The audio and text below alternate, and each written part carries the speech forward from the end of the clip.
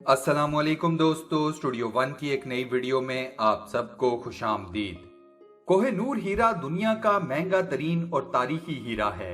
ये हीरा मर्दों के लिए नहूसत और मौत की अलामत बना रहा, जबकि औरतों के लिए खुशबख्ती का सबब। कोहिनूर को दुनिया का सबसे मशहूर तरीन, कीमती और अपनी नोयत का सबसे बड़ा हीरा तस्लीम किया जाता है। ये हीरा 4000 साल कबल इंडिया में दरियाफ्त हुआ था। इसके बाद ये हीरा मुख्तलिफ बादशाहों, राजाओं और हाकिमों से होता हुआ आजकल इंग्लैंड की मलका एलिजाबेथ के ताज में जलवा अफरोज है। इंग्लैंड वालों ने इस हीरे को बेहतर शक्ल में लाने और इसकी चमक दमक में इजाफा करने के लिए तराश कर कुछ मुख्तसर कर दिया है। अब कोहिनूर हीरे की मौजूदा सूरत 105 किरात और वजन 21 ग्राम है। इस हीरे का असल वजन 37 ग्राम था। बहरहाल इस बात में कोई शुबा नहीं कि ये दुनिया का कीमती तरीन हीरा है। वीडियो में आगे बढ़ने से पहले सब्सक्राइब के बटन पर क्लिक कर दें, साथ बने बेल के आइकन को भी प्रेस कर दें और ऑल नोटिफिकेशंस को भी ऑन कर दें। दीगर हीरों की तरह कोहिनूर के साथ भी कई रिवायात और कहानियां वाबस्ता हैं। कहा जाता है कि ये हीरा मर्दों के लिए कभी बना ही नहीं था। कोहिनूर हीरा इंडिया के मुख्तलिफ हिंदू और मुसलमान हुक्मरानों से होता हुआ 1526 में मुगल बादशाह बाबर के हाथ उस वक्त आया जब इसने इब्राहिम लोदी को शिकस्त देकर दिल्ली पर कब्जा कर लिया था। कोहिनूर हीरा जनूबी भारत के इलाके गोलकंडा से मिला। इस्लामी तारीख में एक रिवायत ये भी मौजूद है कि इब्राहिम लोदी की वालिदा बुआ बेगम ने मुगल शहजादे हुमायूं को ये हीरा नजराने में दिया था। इसके बाद ये हीरा दिल्ली के मुगल बादशाहों के पास रहा। मुगल बादशाह बाबर की याददाश्तों पर मुश्तमिल किताब बाबरनामा में भी इस हीरे का जिक्र मौजूद है। इस किताब में बाबर ने कोहिनूर हीरे के बारे में लिखा है कि ये इस कदर कीमती हीरा है कि इसके ओज मिलने वाली रकम से दुनिया भर के तमाम लोगों को 2 दिन का खाना खिलाया जा सकता है। बाबर के बाद ये हीरा हुमायूं के पास पहुंचा। मुगल बादशाह अकबर ने इसे अपने पास नहीं रखा। इसके बाद अकबर के पोते शाहजहां ने इसे खजाने की तिजोरी से निकलवा कर अपने पास रख लिया था। शाहजहां ने बाद में इस हीरे को तख्ते ताऊस की जीनत बना दिया। शाहजहां के बाद उसका बेटा औरंगजेब आलमगीर बादशाह बना। इसने अपने बाप शाहजहां को आगरा में कैद किया था और कहा जाता है कि औरंगजेब ने शाहजहां के कैद खाने की खिड़की पर कोहिनूर हीरे को इस जाविये से रखवा दिया था कि ताज महल का अक्स उसमें नजर आ सकता था। दिलचस्प बात यह है कि इस हीरे को कोहिनूर का नाम नादिर शाह ने दिया था। इसके बाद से आज तक इसे कोहिनूर ही कहा जाता है। 1739 में जब नादिर शाह ने आगरा और दिल्ली पर हमला किया तो वापसी पर तख्ते ताऊस के साथ इस हीरे को भी अपने साथ ईरान ले गया। जब नादिर शाह ने पहली बार इस हीरे को देखा तो बेइख्तियार जुबान से कोहिनूर निकला, यानी रोशनी का पहाड़। 1739 से कबल इस पत्थर का कोई नाम नहीं था। इस खूबसूरत और चमकदार पत्थर की कीमत के हवाले से एक और रिवायत भी मशहूर है। नादिर शाह की एक बीवी ने कहा था कि अगर कोई ताकतवर मर्द एक पत्थर मगरिब की जानिब, एक मशरिक की जानिब, एक जनूब और एक शुमाल की जानिब पूरी कुव्वत से फेंके, 5वां पत्थर पूरी कुव्वत से ऊपर की जानिब उछाल दे, पत्थरों के दरमियान चारों अतराफ के घेरे में 5वें पत्थर की बुलंदी तक सोने और कीमती चीजों से भर दिया जाए तो ये कोहिनूर हीरे की कीमत के बराबर होगा। तारीख हमें बताती है कि कोहिनूर हीरे को नादिर शाह से पोशीदा रखा गया था। मुगल बादशाह मोहम्मद शाह के किसी घर के भेदी ने नादिर शाह को मुतल्ला किया था कि हीरा मोहम्मद शाह की पगड़ी में छुपा हुआ है। हीरे के बारे में खबर मिलते ही नादिर शाह इसे हासिल करने के लिए बेचैन हो गया था। काफी सोच विचार के बाद इसने एक तकरीब का इनेकाद किया और ये मशहूर कर दिया कि वो दिल्ली का तख्त मोहम्मद शाह को वापस करने का इरादा रखता है। इसी तकरीब के दौरान यकायक इसने मोहम्मद शाह से पगड़ी बदल दोस्ती का ऐलान किया और रस्म के मुताबिक अपनी पगड़ी उतार कर मोहम्मद शाह की तरफ बढ़ा दी। मोहम्मद शाह ने भी मजबूरन अपनी पगड़ी नादिर शाह के हवाले कर दी।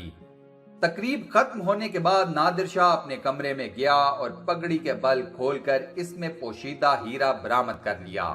ہیرے کی چمک سے گویا کمرہ جگمگا اٹھا۔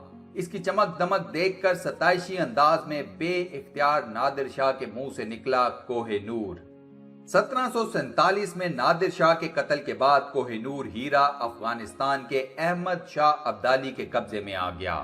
1830 میں معزول حاکم شاہ شجاع نے کسی طرح وہ ہیرا حاصل کیا اور اسے اپنے ساتھ لے کر کابل سے لاہور پہنچ گیا۔ وہ پنجاب کے مہاراجہ رنجیت سنگھ سے ملا اور اسے ہیرا پیش کر کے درخواست کی کہ وہ ایسٹ انڈیا کے انگریزوں کو کسی طرح آمادہ کرے کہ اپنی طاقت استعمال کر کے اس سے چھینا گیا اقتدار اسے واپس دلا دے۔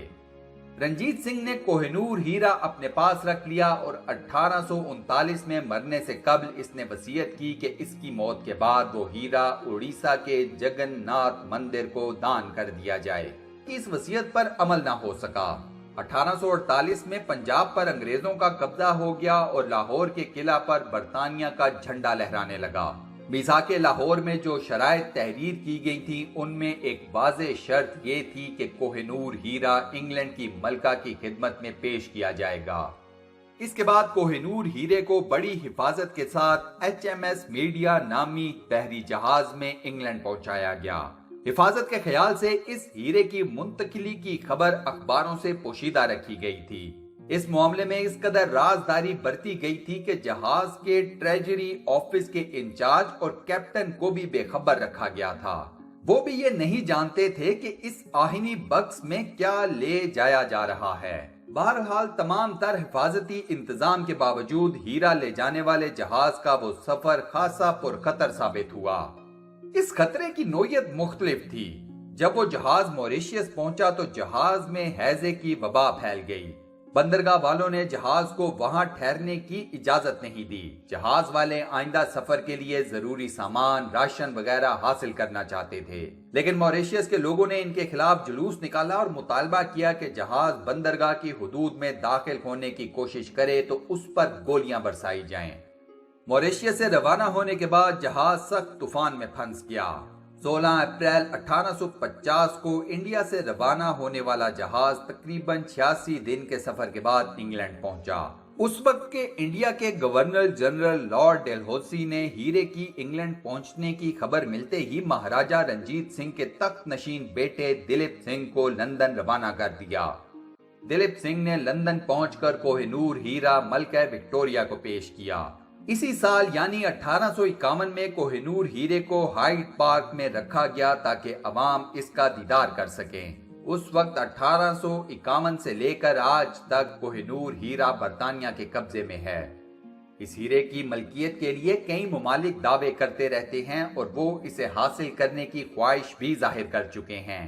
1976 میں پاکستان کے وزیر اعظم ذوالفقار علی بھٹو نے اس وقت کے برطانوی وزیر اعظم جم کاہلان سے مطالبہ کیا تھا کہ کوہ نور ہیرا پاکستان کو لوٹایا جائے۔ جواب میں برطانوی وزیر اعظم نے صاف انکار کر دیا۔ پاکستان کے علاوہ انڈیا، افغانستان اور ایران بھی ہیرے کی ملکیت کے دعوے دار ہیں۔ یہ تمام ممالک وقتاً فوقتاً انگلینڈ سے ہیرے کی واپسی کا مطالبہ کرتے رہتے ہیں۔ آج کل کوہ نور ہیرا ٹاور آف لنڈن میں موجود ہے اور ملکہ انگلینڈ کی خواہش پر اسے وہاں رکھوایا گیا ہے۔ کوہ نور ہیرے کو ہندوستان سے برطانیہ پہنچے ہوئے لگ بھگ 150 سال ہو چکے ہیں، مگر یہ بحث آج بھی زور و شور سے جاری ہے کہ آخر اس کا اصل حقدار کون ہے، اسے واپس ہونا چاہیے یا نہیں، اور اگر واپس کیا جائے گا تو کس کو۔ کچھ بھارتی نژاد برطانوی اراکین پارلیمنٹ بھی کوہ نور ہیرا انڈیا کو لوٹانے کا مطالبہ کر چکے ہیں۔ ان کے نزدیک انڈیا ہی اس کا اصل حقدار ہے اور برطانوی حکومت نے اسے غیر قانونی طور پر حاصل کیا تھا۔ 1997 میں ملکہ الزبتھ دوم جب انڈیا کے دورے پر آئی تھیں تو اس کے دوران بھی کوہ نور ہیرا واپس کرنے کا مطالبہ سامنے آیا تھا۔ سابق برطانوی وزیر اعظم ڈیوڈ کیمرون نے 2013 میں اپنے انڈیا کے دورے میں یہ بات واضح کر دی تھی کہ کوہ نور ہیرا واپس نہیں کیا جائے گا۔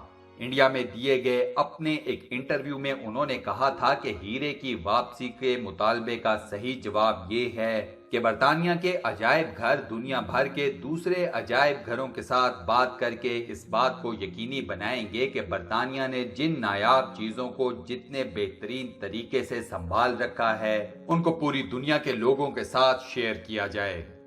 کوہ نور ہیرے کو اگر دنیا کا بدنام ترین ہیرا بھی کہا جائے تو غلط نہ ہوگا۔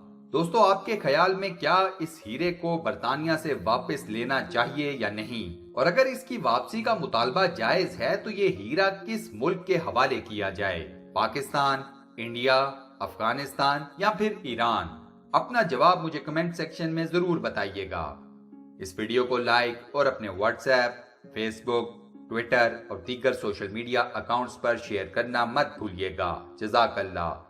انشاءاللہ اگلی ویڈیو میں آپ دوستوں سے ایک بار پھر ملاقات ہوگی۔ تب تک کے لیے اللہ حافظ۔